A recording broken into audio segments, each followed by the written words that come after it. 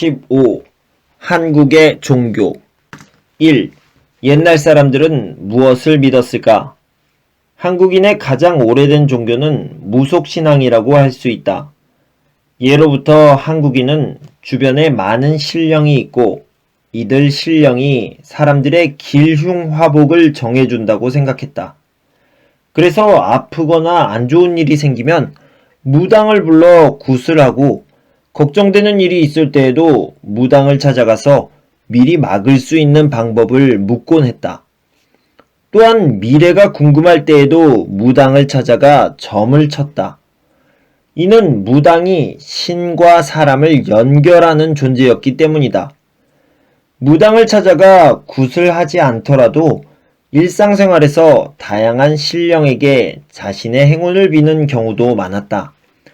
요즘에도 중요한 일이나 결혼을 앞두고 점을 보는 경우가 있는데 이건 역시 무속신앙과 관련이 있는 것이다.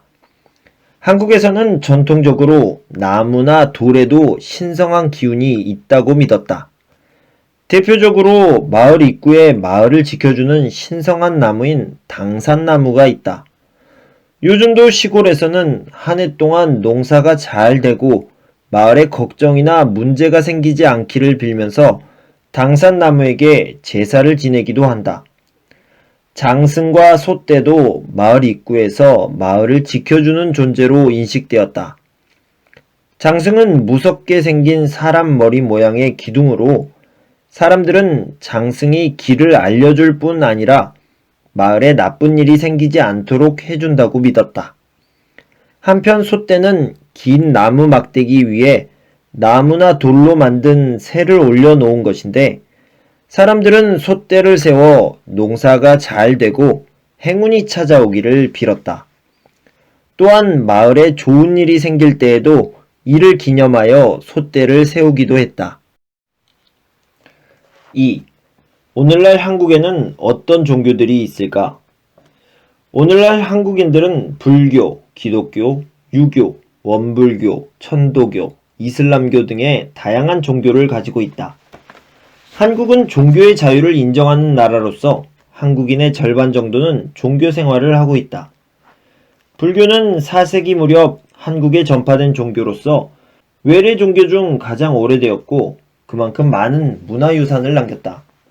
오래전에 만들어진 절과 그 안에 있는 불상, 탑 등은 한국의 중요한 문화재로 지정된 경우가 많다. 그래서 종교에 상관없이 많은 사람들이 관광이나 체험 등을 위해 절을 방문한다. 유교도 삼국시대에 처음 들어온 이후 대체로 고려 말 무렵 한국에서 자리를 잡기 시작하였다. 특히 조선시대에 유교가 국가 통치 이념으로 채택되면서 이후 한국에 큰 영향을 끼쳤다. 한국 사람들은 웃어른에 대한 예의, 가족의 결속 등과 같은 유교적 가르침을 일상생활 속에서 자연스럽게 따른다. 그래서 유교는 종교라기보다는 하나의 가치관처럼 인식되는 경우가 많다.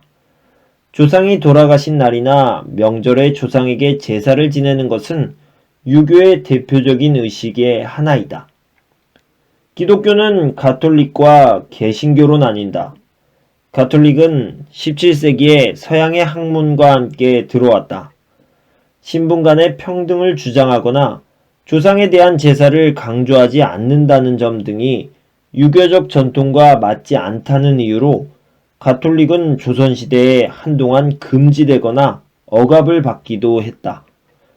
개신교는 19세기에 선교사들을 통해 한국에 들어왔다. 개신교는 종교활동뿐 아니라 병원, 학교 등을 설립하는 활동을 통해 널리 알려졌다. 가톨릭의 종교의식은 성당에서, 개신교의 종교의식은 교회에서 각각 이루어진다. 한편 원불교와 천도교는 한국에서 만들어진 고유의 종교로서 각각 일정한 수의 신도를 확보하고 있다. 최근에는 이슬람교를 종교로 가진 외국인 근로자들이 한국에 많이 들어오면서 이슬람 사원 등 이슬람 문화를 접할 수 있는 기회도 늘어나고 있다. 정리하기 1. 옛 사람들은 무엇을 믿었을까? 무속신앙은 한국에서 가장 오래된 전통신앙임. 전통신앙에서 당산나무, 장승, 소떼는 마을을 지켜주는 역할을 했다고 믿었음. 2. 오늘날 한국에는 어떤 종교들이 있을까? 한국은 종교의 자유가 보장된 나라로 오늘날 한국 사람들은 다양한 종교를 가지고 있음. 불교는 사찰 등 많은 문화재를 남겼고 유교는 한국인의 가치관에 큰 영향을 끼쳤음. 조선 후기에 전파된 기독교는 카톨릭과 개신교로 구분됨.